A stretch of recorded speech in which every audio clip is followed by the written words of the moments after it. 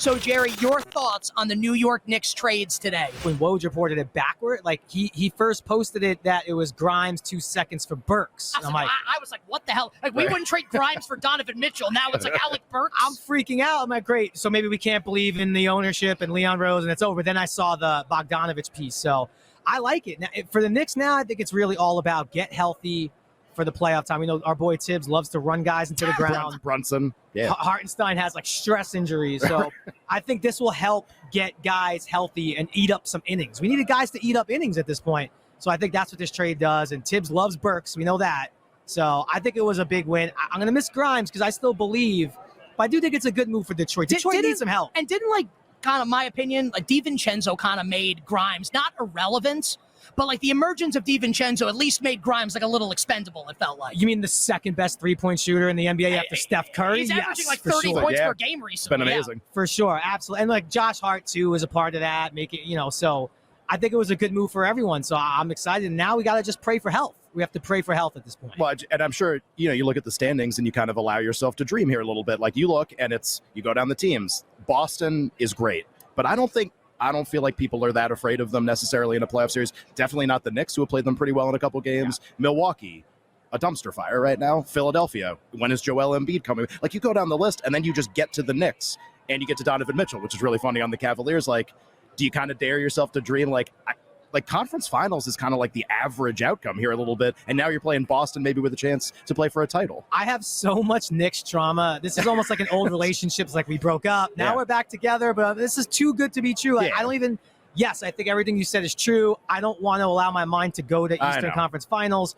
But no, you have to. I think NBA Finals is totally legit. How about this? God, you're killing me right now. No, I'm gonna take what you beat the Celtics. I'm gonna raise you. I think the Knicks are going to the finals.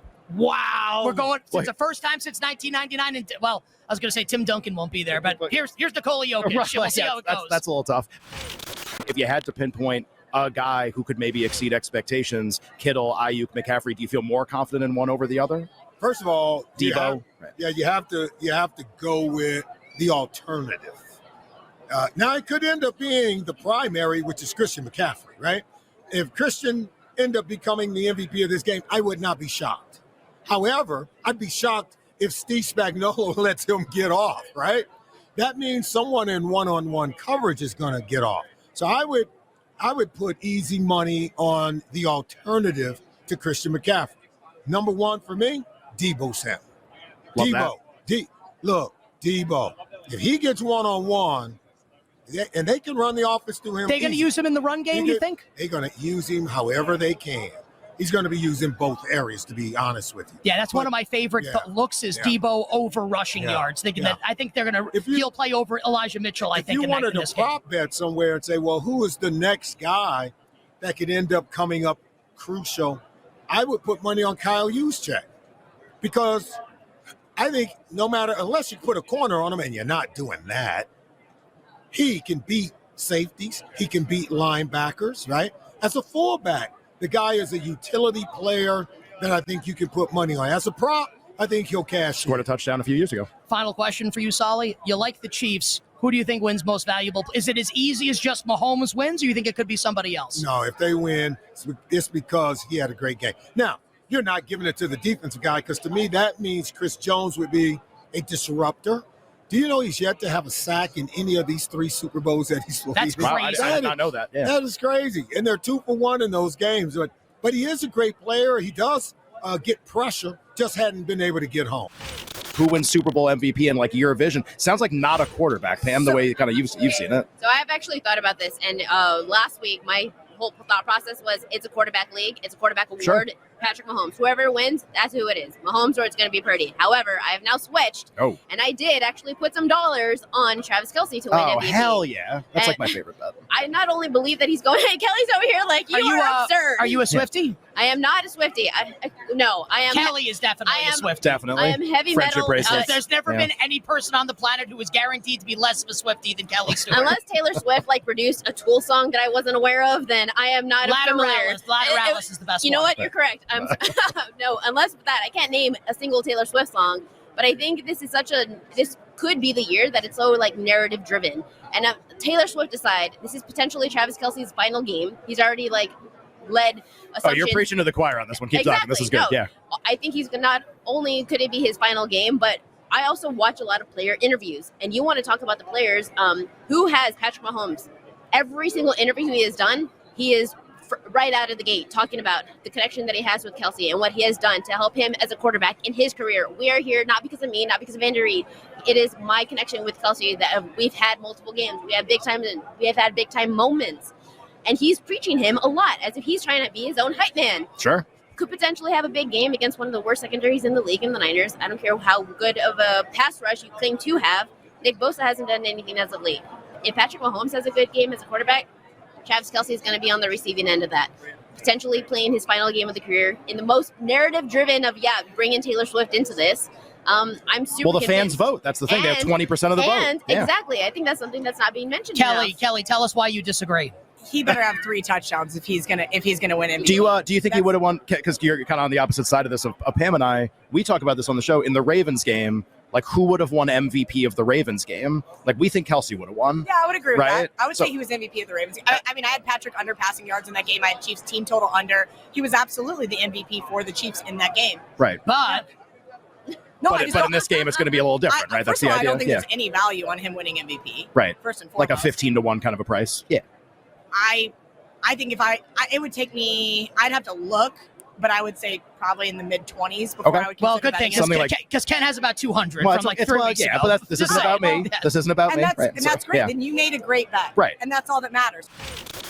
But give us, if you'd be so kind, the historical framing for each of these teams if they win the Super Bowl. The first for Kyle Shanahan and young Brock Purdy in year 2, and obviously the third for Patrick Mahomes and Andy Reid, kind of entering like, is this going to be like the next Patriots dynasty? But I'll let you kind of give your thought. If the Chiefs win this Super Bowl, they are a modern dynasty. It's interesting that we don't talk about them that way, but they would have equated what the 90s Cowboys did, 3 championships in 4 years.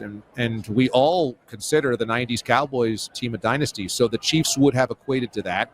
Also, Andy Reid with a 3rd Super Bowl championship pushes ahead of both Don Shula and Tom Landry, which each had 2. Imagine putting Andy Reid above Tom Landry and Don Shula, but that's the rarefied air we're talking about.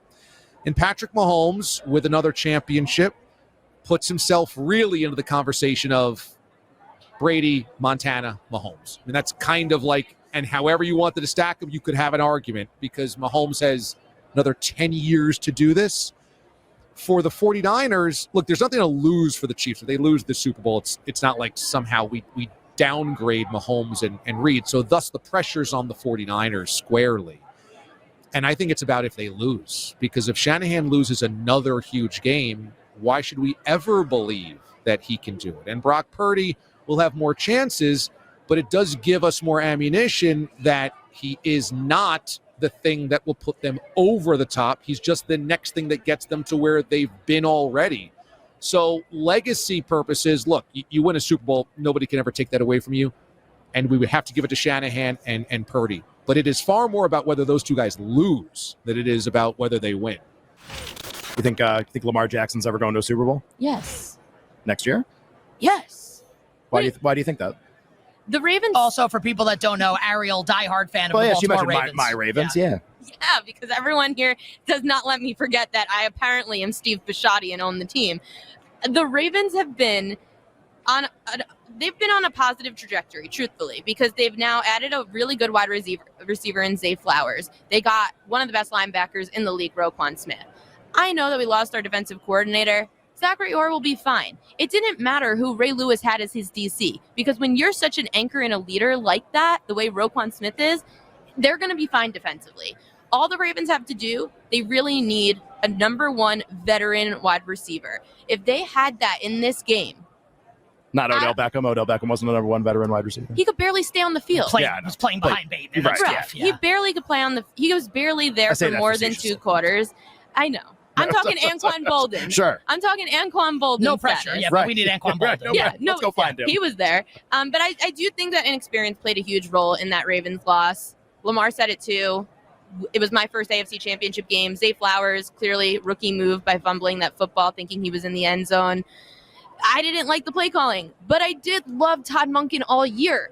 I knew it was the biggest game of the year. Todd Monken made a lot of really good play calls, so much better than Greg Roman. This offense is going to be better in year 2 under Todd Monken. I'm okay with what's happening, and Lamar Jackson got his bag, unlike last year where the Ravens didn't even know if they were going to have a quarterback. Sure, shopped him a little bit. This is a much better offseason.